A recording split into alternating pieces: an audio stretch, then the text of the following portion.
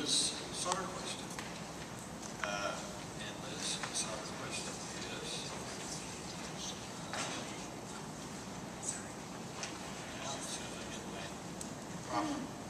is a student at Moines Community College and Gilbert High School.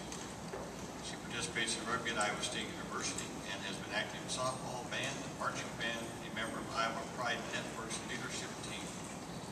Liz plans to major in anthropology with a double minor in archaeology and history.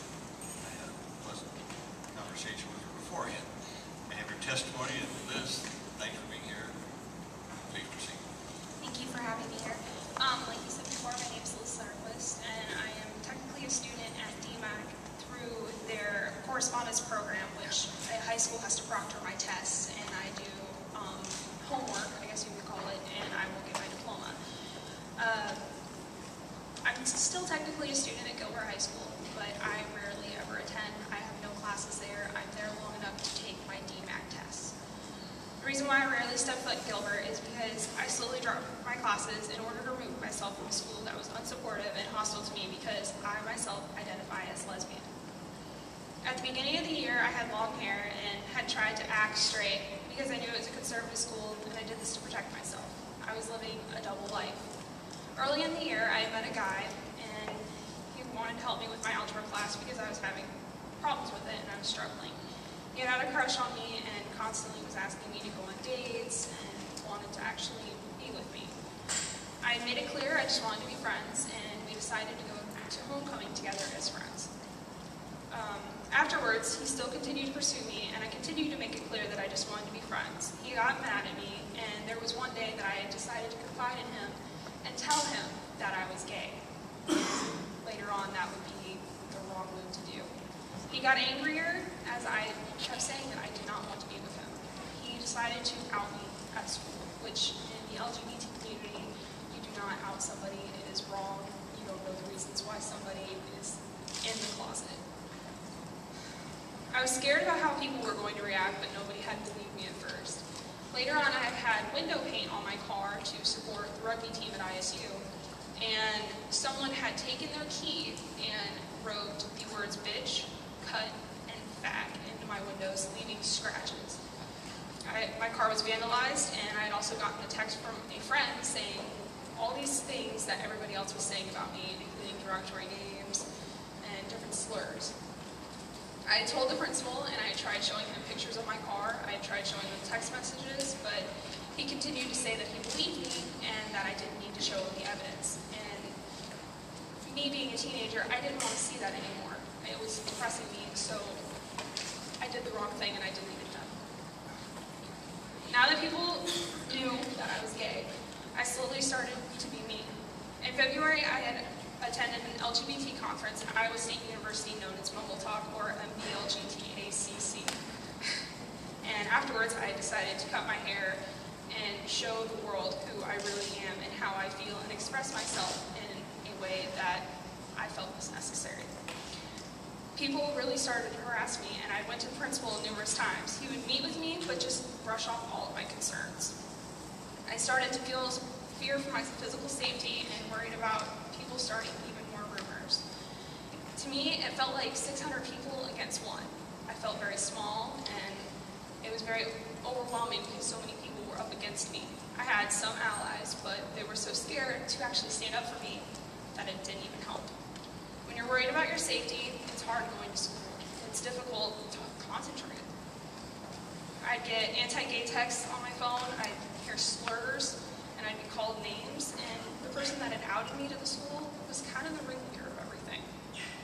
This is not how I wanted to go to school. I wanted to feel safe, so I decided to pursue and make a Gay Straight Alliance, or a GSA. I wanted to educate my peers and faculty and stop the homophobia and hate. I began working with Iowa Pride Network.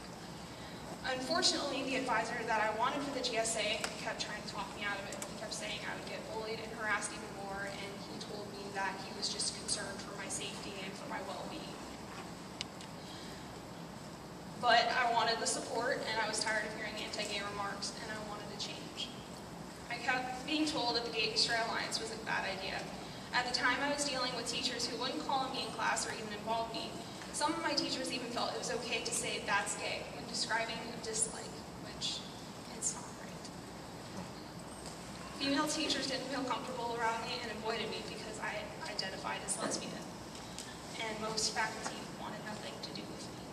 I finally felt so discouraged, I gave up on the GSA and my school. I developed severe anxiety, stomach issues, and depression. I didn't want to go to school, and I didn't want to have to go to faculty that didn't pay attention to me and no one handling the bullying problem. My mom had called the superintendent, and the superintendent said he would look into it, but nothing had ever changed. My principal had called my mom and would yell at her and say I was never in school, and my mom would simply explain it was because the school wasn't handling the bullying situation, or it was because I had such severe anxiety and stomach problems that I couldn't attend school anyway.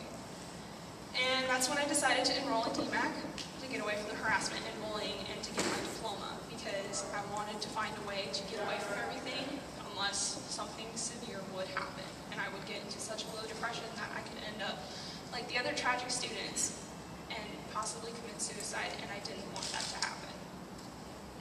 I was currently a junior, and I had enough credits to graduate this spring or this summer, and I wanted to go to college in the fall, but now I can't because I can only graduate once my class does next year in 2013. My life is now put on hold, and because I'm being held back, so is my financial aid for college, because the adult diploma is a gray area. One bright spot I was looking forward to this spring was possibly going to prom with my girlfriend. I wanted to go to prom because this was technically my senior year now, and I wanted to have that high school and senior year experience. I was told I wasn't allowed because I was missing too much school, and I was only attending DMAC classes, and I wasn't a full-time student. But at that time, I still had some Gilbert classes. There was another student at my school who had missed school, and was also attending classes, mostly at Iowa State, but he was allowed to go. It was a double standard, and the principal said not only could I not go to prom, I would not be allowed to bring my girlfriend, but yet everybody else can bring their own date. My experience at Gilbert High School has been tough. It's very hellish at times. And I hope that through this testimony, schools will realize that not providing a safe and supportive environment does affect students and their ability to learn. Students should not have to worry about being judged for who they are and judge them on their actions, not on how they present their gender or sexual orientation like myself. You should be able to go to school and know that there is going to be teachers that support you, or at least put their opinions aside and treat you like a normal human being.